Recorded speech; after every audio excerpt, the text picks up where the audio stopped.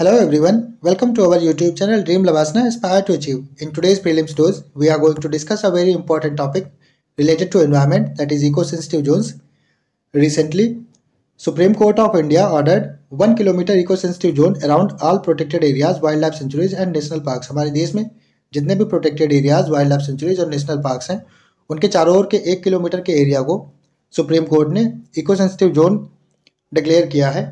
और जो केरला के फार्मर्स हैं वो इस ऑर्डर के अगेंस्ट प्रोटेस्ट कर रहे हैं, क्योंकि उन पर डर है कि उनको शायद कहीं फॉरेस्ट एरिया से डिस्प्लेस ना कर दिया जाए और वो अपने घर से बेघर हो जाए।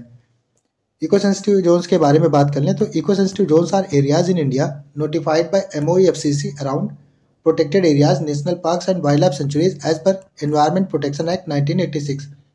Ministry of environment protection act 1986 के अंडर प्रोटेक्टेड ये इको सेंसिटिव जोन्स को नोटिफाई करती है। और इको सेंसिटिव जोन्स को डिक्लेयर करने का पर्पज ये है कि to create some kind of shock absorbers to the protected areas bye regulating and managing the activities around such areas.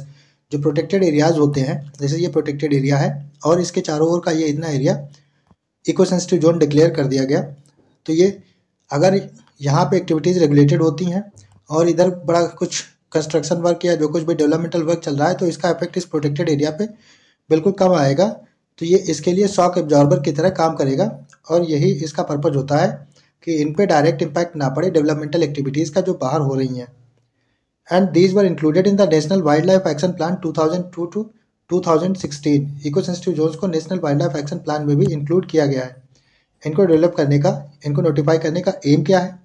The basic aim is to regulate certain activities around national parks. इनको notify करने का basic M जो है वो कुछ activities को regulate करना है around national park, wildlife sanctuaries as to minimise the negative impact of such activities on the fragile ecosystem. और उन एक्टिविटीज़ पे जो नेगेटिव इम्पैक्ट होता है इकोसिस्टम पर, उनको मिनिमाइज करना, यही इनका एम होता है। अब activities allowed in ESZ eco sensitive zones में कौन कौन सी एक्टिविटीज़ अलाउड हैं? तो पहला है ऑनगोइंग एग्रीकल्चरल और हॉर्टिकल्चरल प्रैक्टिसेस। उसके अंदर जो एग्रीकल्चरल, खेती बाड़ी या सब्जियों का काम या फलों का काम जो होता है वो अलाउ होता है। रेन वाटर हार्वेस्टिंग अलाउ होती है, ऑर्गेनिक फार्मिंग अलाउ होती है, रिन्यूएबल एनर्जी सोर्सेज को अलाउ होता है यूज़ करना, and adoption of green technology for all activities. जितनी भी एक्टिविटीज़ होती हैं अलाउ होती हैं, उनके लिए अगर आप कोई ग्रीन टेक्नोलॉजी यूज़ करते हैं तो वो भी यहाँ पे अलाउ होता है। उसमें कोई ना रेगुलेशन होता है ना ही प्रोहिबिटेड होती हैं। और जो रेगुलेटेड एक्टिविटीज़ हैं उनके बारे में felling of trees, establishment of hotels and resorts, commercial use of natural water, erection of electric cables, drastic change of agricultural system, for example adoption of heavy technology, pesticides etcetera. ये सड़कों को चौड़ी करना, ये सारी चीज़ें रेगुलेटेड होती हैं। इसके लिए आपको परमिशन लेनी पड़ेगी रिस्पॉन्सिबल अथॉरिटीज़ से। और जो प्रोहिबिटेड एक्टिविटीज़ होती हैं उसमें कॉमर्शियल माइनिंग है, सॉ मिल्स हैं, industries causing pollution, establishment of major hydro electric projects, commercial use of wood etcetera, ये सारी प्रोहिबिटेड एक्टिविटीज़ हैं। अब इसके सिग्निफिकेंस के बारे में बात कर लेते हैं। तो पहला सिग्निफिकेंस है minimise the impact of developmental activities.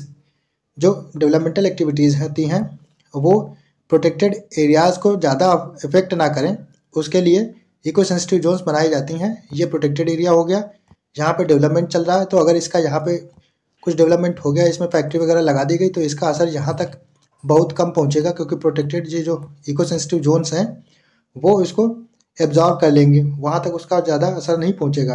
दूसरा है इन सीटू कंजर्वेशन। जो यहाँ पे इकोसिस्टम बायोडाइवर्सिटी वगैरह होती है उसका कंजर्वेशन हो जाता है इनसे। और तीसरा है minimise the negative impact on the fragile ecosystem. चौथा है रिड्यूसेस ह्यूमन एनिमल कॉन्फ्लिक्ट। ये प्रोटेक्टेड एरियाज हैं, ये बफर जोन हो गया हमारा या इको सेंसिटिव जोन हो गया। तो यहाँ से अगर कोई जानवर इधर आ भी जाता है तो इधर एक्टिविटीज़ रेगुलेटेड होती हैं, मैन के चांसेस कम होते हैं, तो ये है हमारा ह्यूमन एनिमल कॉन्फ्लिक्ट भी कम हो जाता है इससे। उम्मीद है आप लोगों ने इसको ध्यान से सुना होगा। अब एक मल्टीपल चॉइस क्वेश्चन सॉल्व कर लेते हैं। Consider the following statement about eco sensitive zones. Statement number 1, eco sensitive zones are notified by MoEFCC as per the environment protection act 1986। Statement number 2, eco sensitive zones reduces the human animal conflicts. And statement number 3, these are included in National Wildlife Action Plan 2002 to 2016. Select the correct option. Option A, only one statement is true. Option B, only two statements are true. And option C, all statements are true. And option D, all statements are false. जिसका answer सही होगा मैं उसको like कर दूंगा। आप लोग comment section में आंसर दीजिएगा और हमारे चैनल को सब्सक्राइब करें और शेयर करें। Keep studying, stay blessed, have a good day.